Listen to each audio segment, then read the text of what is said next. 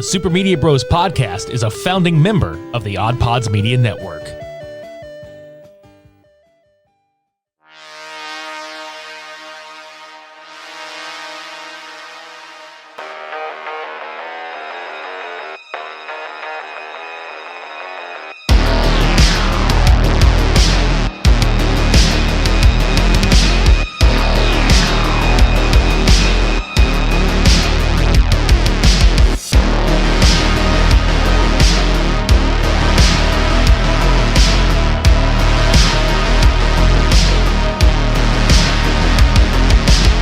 Isn't it wild how far The Evil Dead actually reached as far as influence? Not as wild to me as how, like, you can make it anything.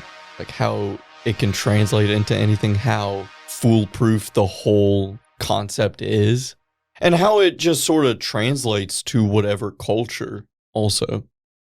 Welcome to the Super Media Bros podcast, where two best friends give comedically informative takes on movies, music, pro wrestling, and more. I'm Richie. I'm Devin. And we are rolling forward in Spooky Media Bros 2023 with episode 296.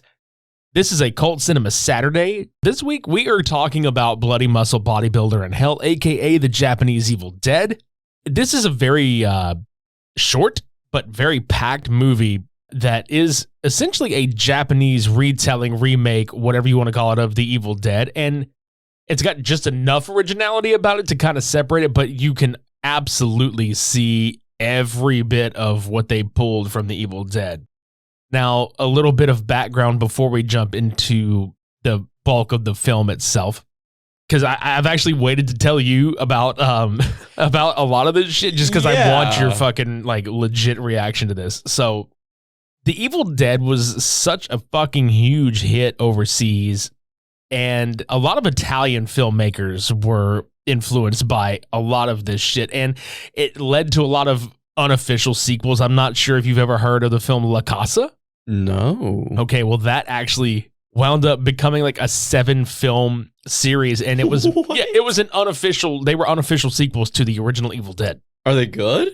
They're okay. They're all right, but like, imagine how you had all the Italian zombie films that had come out where it was just like, okay, these were supposed to be sequels to like Night of the Living Dead and all that other shit. Okay. So you have stuff like that, and then you had shit like Evil Dead Trap, but you also had a lot of shit that was in America, like the United States, that was made, like a Frostbiter, Wind Beast, Savage Harvest, Demon Wind, Chill Factor, like all these fucking movies that were influenced by the Evil Dead. This one fucking guy, I don't want to fuck his name up. Shinichi Fukazawa is the dude. He's, to kind of throw it to a comedy bit, he's kind of like the Japanese Tommy Wiseau in this sense, because this motherfucker wrote, directed, edited, shot, starred in, visual effects, like the whole fucking nine. Dude did this movie. He was the crew. He was the guy. And it's kind of one of those things where, yeah, you can tell that, like, it wasn't a professional behind any of this. But for one, they made do with everything that they were given, like everything that they had to work with. Number two, it was a distinct vision. Like, it was very unique. Like, there's some shots that it has this really, like, analog horror-esque filter over it. Kind of gave it that kind of vibe. Bro, I fucking loved that.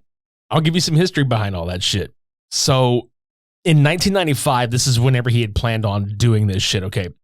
He found out that his dad was going to be demolishing their old house in Tokyo. And so he was just like, I could use this to shoot this fucking movie in. And this is his debut feature. So it's like, okay, location on lock. He decides, I'm going to do all this shit myself. And the budget was kind of up in the air, obviously. Like, if you've seen, if anybody out there has seen this movie, which it's available on Tubi to watch for free, or it's available through Visual Vengeance to buy, which I suggest buying because it's fucking fun. He shot this movie on 8mm. He wanted to shoot it on 16mm or a Betacam, but he had like no fucking money to do this shit. And he had no like way of processing dailies like right after shooting, so he blindly went and shot the whole fucking thing. And it turned out that the shit that he shot didn't work at all. So he had to scrap it and completely start over again. But now he can't get the people that he worked with to be there consistently for the shoot. So much like the first Evil Dead, how it took 4 fucking years to make, and how they had to like, because you can visually see Bruce Campbell age in that movie. Yeah. So they had to do like what, the Raimi and Campbell and Rob Tapert universe referred to as like the fake shimps, like from fucking Three Stooges. They call anybody has to be a stand-in a fake shimp or whatever. So Fukazawa had to fucking shoot whatever he could with what he had, and it took him another 7 years to process and digitize the footage, edit it, add all the post-production effects in, and then another fucking 2 years until he could release it. Dear God. Yeah, so altogether, 17 fucking years to put this out. I would love to see a before and after picture of this man. Like the aging, he probably fucking stress aged this entire time. That's what I'm saying. But what's really ridiculous is like you can see where certain pickup shots happened in this movie. Right. And you can see him, like, he's got, like, a clean-shaven face in one shot, a 5 o'clock shadow in another. Again, very parallel to Bruce Campbell, which makes this fucking work as a remake of this movie. Well, not even just that, but his fucking facials. Like, he looked like a Japanese Bruce Campbell. He really fucking did. And let's get into the movie, dude, because goddamn, okay, it opens up with this guy, which he plays his own father in this movie because it's supposed to be, years before or whatever. I love that you immediately were like, bro, the fit. Yeah, it's absolutely Bruce Campbell. The thing is like, it was almost immediately apparent that he really did look like him and had the mannerisms. I mean, I didn't read anything about this movie, but I can almost guarantee that he spent hours in the mirror practicing mimicking his facials, like, and reactions and things like that. Yeah, and it's very obvious because he makes them over and over again. Yeah, over and over again, but almost to a T, though. It's funny as hell. Oh yeah, no, and he gets the style of humor that is in the Evil Dead franchise. Yeah, there's like slapstick, but it's like Japanese slapstick in a way too, which is fucking great because Japan, like the culture over there, there's like its own sense of humor and it's very reaction based. Right. And I fucking love that. So Shinji, who he plays a character named Shinji in this movie, which is the main character. So in the 1970s, his dad kills his lover that is possessed by a ghost in the house. And it's reminiscent of Ash and Linda. Yes, it is. So, like, there's even some shots where she's licking the knife that she fucking, tried to stab him with and all this other stuff. And he winds up, like, quote, accidentally killing her. And it's the whole bit where Bruce Campbell, he had that necklace that he gave Linda or whatever. So he, like, the necklace comes into play where the spirit actually, like, goes into the chain. And it's a whole kind of, like, shot for shot thing of, like, when Bruce Campbell's digging the grave outside of the cabin. But they don't go outside of the cabin. He's like, you know what? I'm just going to use this shovel and I'm going to pry up this tatami floor and I'm going to axe the shit out of the wood underneath it. And we're just going to bury her under the house. That had to have been a result of everybody being like, you want to go outside and do this? No, everybody's going to stare at us. We live in the suburbs. Nobody thinks we're shooting a movie here. It might look like a snuff film. Like, what the fuck, like, dude? I can see why they did that. I could too. It's funny because, like, imagine him going outside, like, and they're shooting all this, and, like, the practical effects are so good in this at a lot of points where I would have believed, like, bro, did I just see this man burying this woman? Yeah, is she dead? No, it was fucking cool though. Also, we've said a number of times that we wish horror movies looked a little bit more dirty and grimy and old and shit. This is perfect. Like, and the thing is it came from Visual Vengeance. Okay, that's who's distributing this. I looked at their website.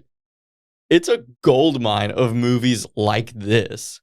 So it's kind of like, well, what the fuck? You mean I could have had exactly what I was asking for the whole time?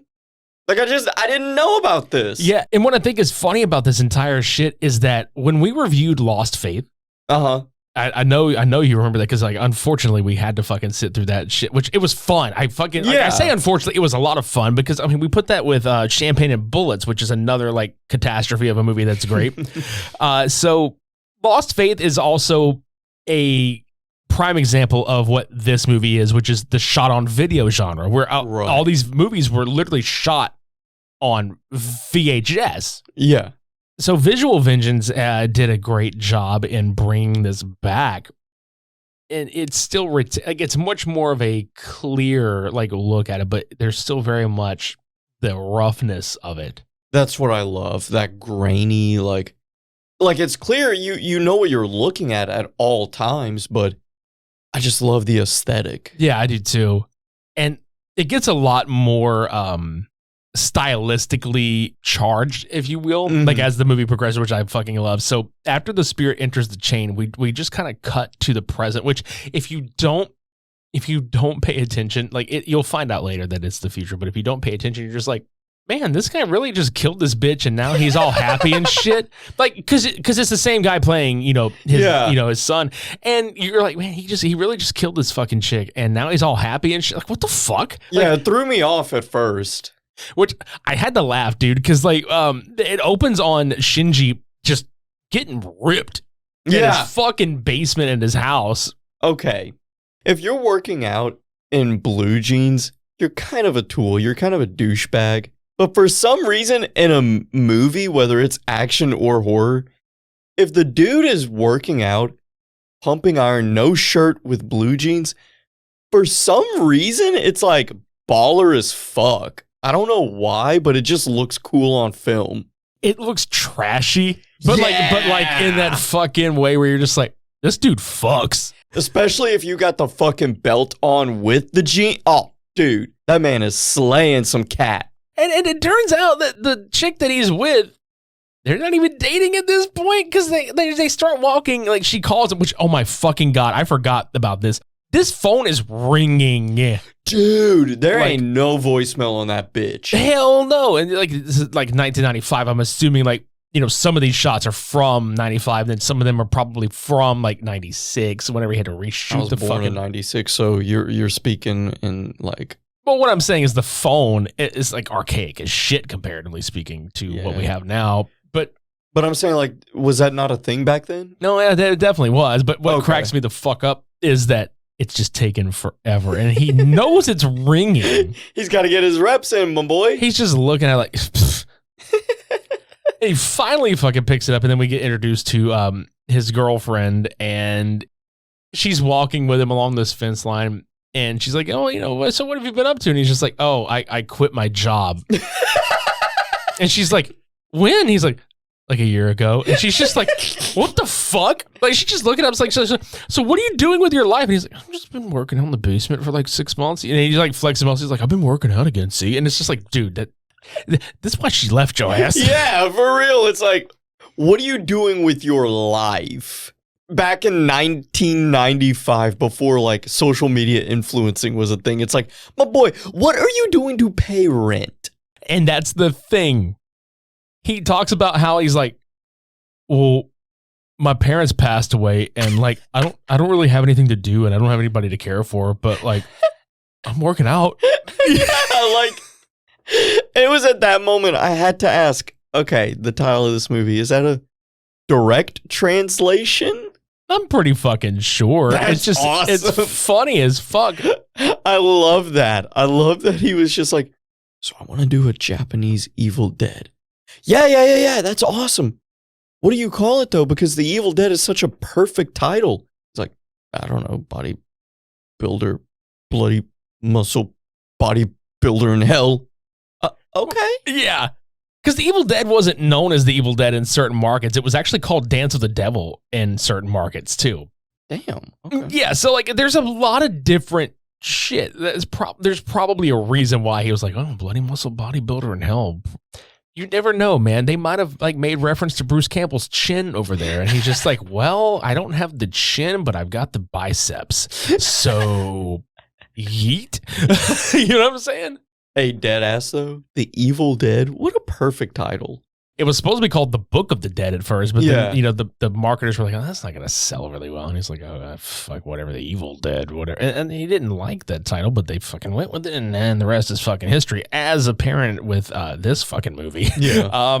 So Micah is his girlfriend. So Micah is a journalist, and she's filming reports about haunted houses, and she remembers that his dad's house, like, had like some paranormal shit going on there, because he shows her like this picture, and it's just this big face in the window, and I'm like, bro, if I saw a window that big from that far away with a face that just took the whole goddamn shit up to the point where only half the fucking face is able to fit in the window, the whole thing, why would you go in there?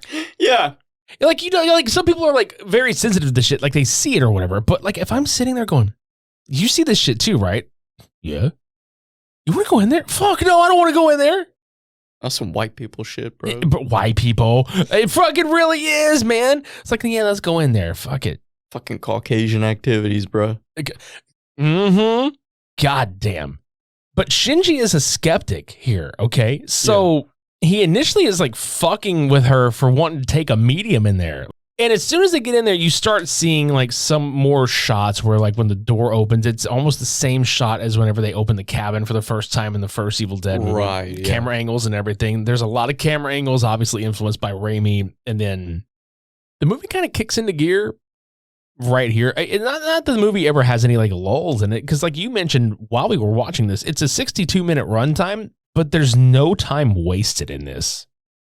Call it Sum 41 because it's all killer, no filler, dude. I'm telling you. Fuck, man. Like, it's so much packed in at such a rapid pace that it's almost like, fuck, how long is this goddamn movie? It's 62 minutes?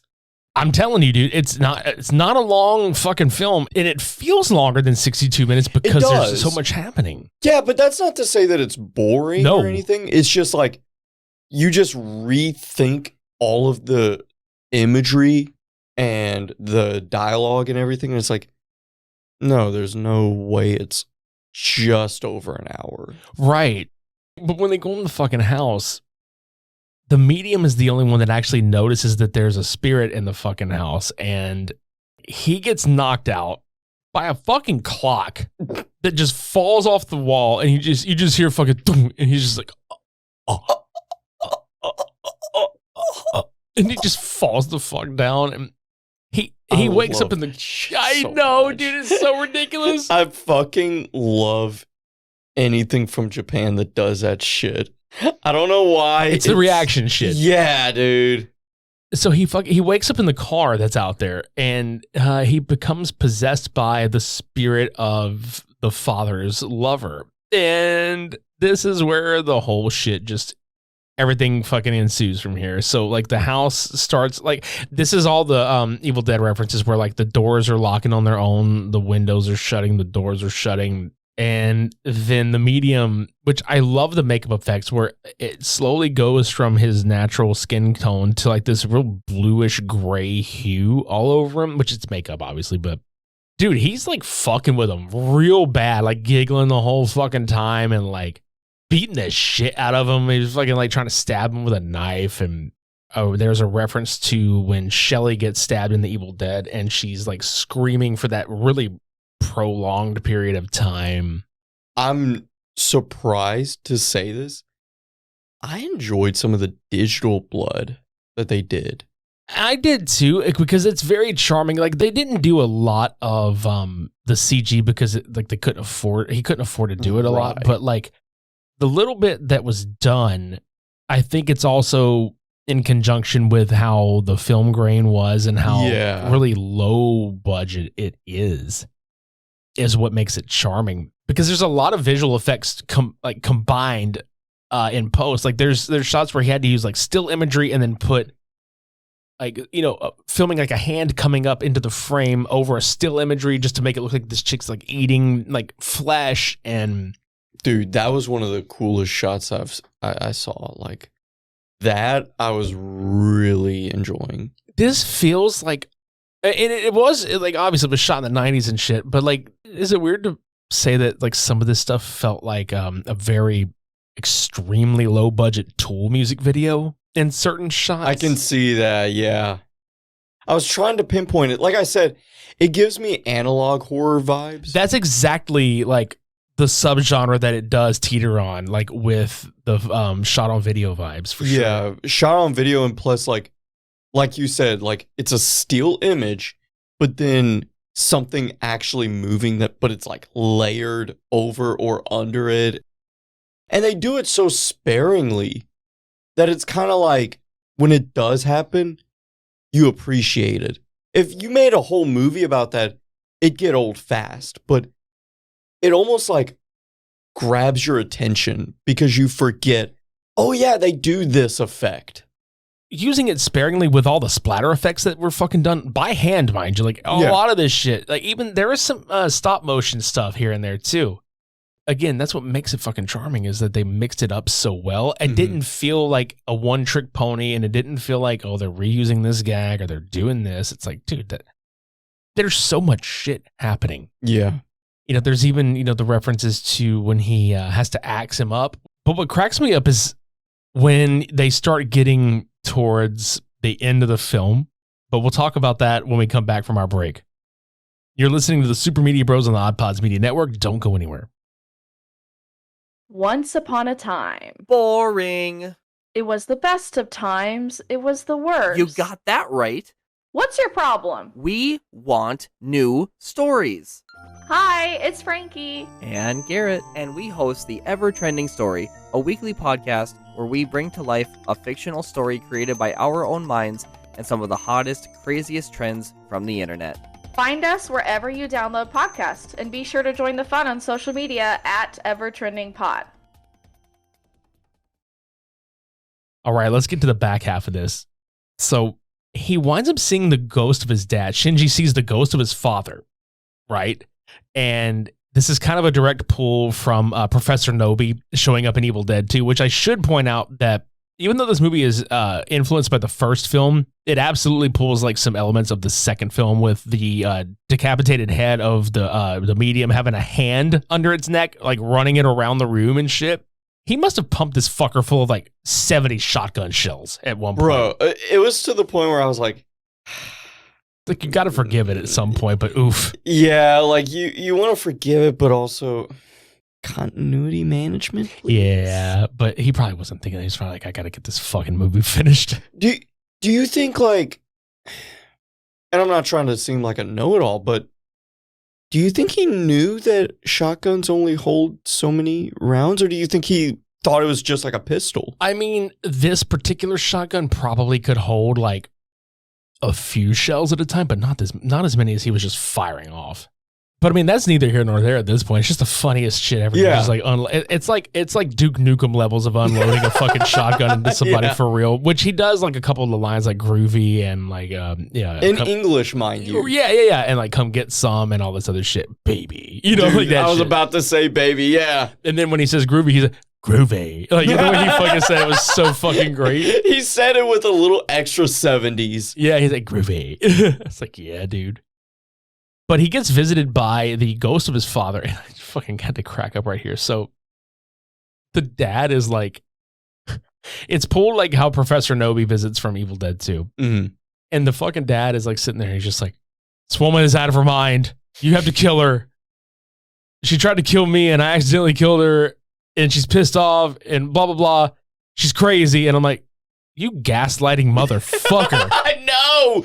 You were breaking up with her and she fucking was possessed. That shit's fire, dude. He just sit there, it's like this, it's just crazy as hell. And like the son's like, yeah, like, okay, I know what I have to do. And it's just like, you deserve to fucking die. You gaslit this one. Nah, dude. He's going to be immortal in that fucking TV. I forgot he was in the TV when that shit happened. It's like, bro, like. Looking like a fucking Zordon. I'm telling you, dude. He had the filter on and everything. Dude fucking popped up. Rangers. Yeah. Like, Shinji probably sitting there. The fuck is this? Fucking awesome, dude. A little bit about right, too, because the Power Rangers were out, like, and big during that time. Oh, my God. How that's fucking hilarious. That's probably what he was doing. Because you got to realize Super Senpai was like, yeah. He's probably like, dude, let's fucking mix all of this. Jesus Christ. But I have nothing to base that on, by the way. That's just an assumption. Yeah, and I mean, there's like some Hellraiser references and like the Thing from Another World references, but my God, that's fucking hilarious. Like, his fucking Zordad. There you go. Yeah, dude. Like, fucking Zordad. That's fucking sick. Oh my God. So he's like, yeah, oh, she's fucking crazy. You gotta kill her. He's like, all right, cool, whatever. So he dismembers the body, doesn't do shit. He fucking shoots it a bunch, doesn't do shit. And then he's like, yeah, the only thing that can destroy the ghost is in the basement of the house. And this motherfucker, Shinji, realizes it's my muscles and my dumbbells. Bruh, it was at this moment I was like, yeah, I'm buying something from this company, because if all of the movies are like this, count me in. I literally got excited watching you watch this because look y'all, like between like Devin and I, this dude is in gym shape. Okay, like I'm losing weight, but this dude's in fucking gym shape. Thank you. So I'm laughing my ass off because like I see the light in this man's eyes when this motherfucker starts being like, it's my muscles, and he fucking flexes and the shirt is ripping. I can see this dude just fucking shedding a tear and getting a fucking erection at the same time. He's just fucking like, oh. Dude, I was like, that's a man. He's sitting there watching it, saying this shit, fucking crying, fucking boner, pulling this fucking website up like, I'm buying every goddamn movie on this website. Like, I have never seen you this happy in my fucking life watching some garbage ass shit. Dude, because it's the stupidest shit known to man, but it's also just like, dude, this is the kind of content I live for. I'm so glad we're doing this movie, for fuck's sake. This shit was fucking gas, dude. It's fun as hell, man. Like, because he does all this flexing shit. He rips, his shirt just comes off. And he's still just like, I'm flexing. He's like, muscles. And he's just like, there's smoke billowing into the room from fucking nowhere. He's just like ripped as shit. So he rolls up into the house portion out of the basement with a barbell. Fucking weight plates that one he just fucking throws into this bitch's face like so like hard. A frisbee, dude. Fucking Captain America, that bitch. Oh Jesus fuck! Knocks the piss out of her, and he's got the barbell strapped to his back and a shotgun. Then he's got like this crossbow, which he fucking takes the barbell and pulls it back and fires it through this chick's fucking mouth. Which she looks like a Muppet at this point. Dude. Like, she's been beat to like the deadite of, the fucking priest has been beat to fuck. I would love a Muppets remake of The Evil Dead. But only Bruce Campbell is the one that stays the same. Yeah. Yeah, exactly. Oh, I forgot. His girlfriend gets bit and possessed. And I swear, we've watched the most disgusting fucking shit before, but like your reaction to when he sucks the shit out of her neck? Well, it wasn't the fact that he sucked it out. It was whenever he spit it out, it's like a water, but it was like this purple, grayish, black, like, I don't know what it was, but the very next shot was like a wound with pus. And I was like, oh, that's fine. But the shot before where he was spitting out like this weird, like almost velvet water. And for some reason, when he spit it out, I just got this weird, uncomfortable feeling. I don't know. It looked like dirty dishwater without suds. Yeah, it just, something about it just kind of, it made my skin crawl. Yeah, it was pretty fucking disgusting, honestly. I will admit that. Like, and then the pus shot, like, that's the thing, is like all the visual effects, it looked gross. Like, even like the guts and the meat that was coming out of this motherfucker. Oh god. I can handle pus though. Maybe it's because before bed sometimes I watch pimple popping videos. Dude, I know so many people that watch Dr. Pimple Popper. It's so satisfying. I know people find that shit fascinating and satisfying at the same fucking time. Yeah, maybe it's because of that, or maybe also because like it's pus and blood. I know what that is. That's natural. That weird liquid, that's not natural. What the fuck is that? Correct. Yeah, I get that.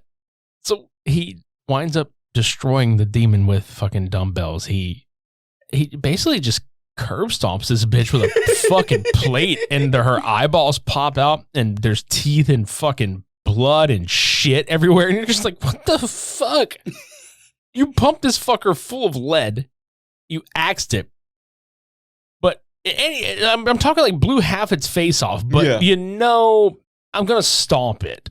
And that's what's going to do it. I'm going to fucking stomp it because once the priest fucking dies, it's this chick. It's the lover that just takes full form because she comes out of the chain or whatever.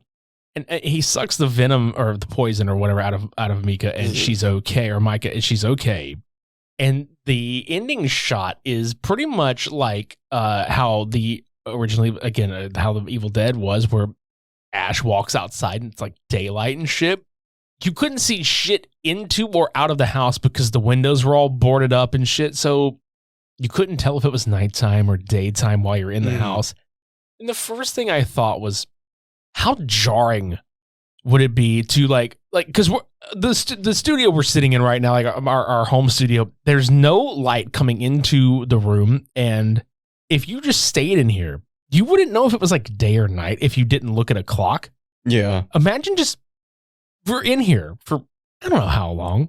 And you just walk outside. It's like, oh, fuck, it's daytime? Jesus Christ. Like, it blinds the piss out of you. That's actually happened that one time we did Veronica. Oh my fucking God. Yeah. So we go back and listen to this episode. This was like proto Super Media Brothers right now. Yeah. Where we did Veronica versus Cradle of Fear.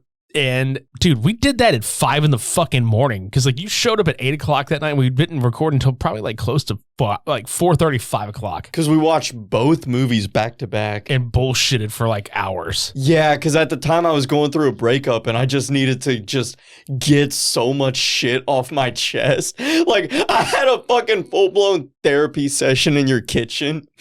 And you were just like, it's going to be all right, man. So anyway, Cradle of Fear. And I'm like, not now. you got to admit that took your mind off of it a little. It did. I figured. So they leave the house and it's like daytime, and that's the end of the movie. Like they're walking and they're like, oh God, like I could tell that dude was just like, fuck, it's daytime. Jesus, how long were we in there? Probably like days. They were probably in there for like fucking days. And then the movie ends and it's over with before you really know it. The way you looked at me, like when it ended, I was like, this did its job. I'm happy you enjoyed it as much as you did. I mean, I figured you would, but like, I know it's kind of hit or miss with some of the movies that we watch. Cause like, honestly, we really enjoy all the shit we talk about, but it is fun to trash some of it. It needs roasted. You know what I mean? This movie is definitely roastable in certain ways, but I appreciate, and I know you do too, I appreciate the fuck out of the grind that this motherfucker put into making and getting this out. Because when it initially got released in 2012, dude, it was on fucking DVD-Rs. Wow. Yeah. Only 100. He only had 100 copies on DVD-R. Then he found a production company that put the movie in stores in 2014, and it was kind of successful in Japan. And then they had an international release in 2017 with Terracotta distribution out of the United Kingdom. And then there was like a DVD release in 2018, but like it literally was not until Visual Vengeance got a hold of it and put it out last year that we have like the cleanest looking cut of this film and the most widely distributed copy of this film. And it deserves to be fucking seen. It absolutely is a cult film. It is 100% DIY to a T. I love the fact that this dude just he fucking went through it to get this put out, man. Yeah, he did. And it came out pretty fucking cool. Like, I enjoyed it. I did too. It's definitely a movie to collect. Like, if you're a film collector and you like stuff like this, it belongs on your shelf. And it should be watched every fucking October. At least every October. Come back next week. We're going to be talking about Ghost's Opus Eponymous, which is their debut album on Rise Above Records. I feel like this is one of those albums that is fitting for a spooky month because of all of their albums, I feel like it is the most evil. Yeah, I could see that. And then we won't see you guys after that until actual Halloween day. Like, it's not going to be a Saturday release. We're actually going to release this episode on the 31st of October. It is the Five Nights at Freddy's movie from Blumhouse, which has been in the works for fucking years. It will premiere on Peacock and theaters at the same time. So if you want to watch that movie in the theaters or watch it in the comfort of your own house and then check our review out on Halloween, fucking do it. So that's what we got rolling out for you guys for the rest of this month. Also, I should note, because it is a big fucking deal, our 300th episode is coming up in November. God damn. I know. We got a little something humorous and on the nose planned for that shit, so we'll reveal it when the time comes. Yes, sir. But goddamn, it's going to be a fun one. Yeah. Visit supermediabrospodcast.com for past, present, and future episodes. Check out all the other shows on the OddPods Media Network by visiting oddpodsmedia.com.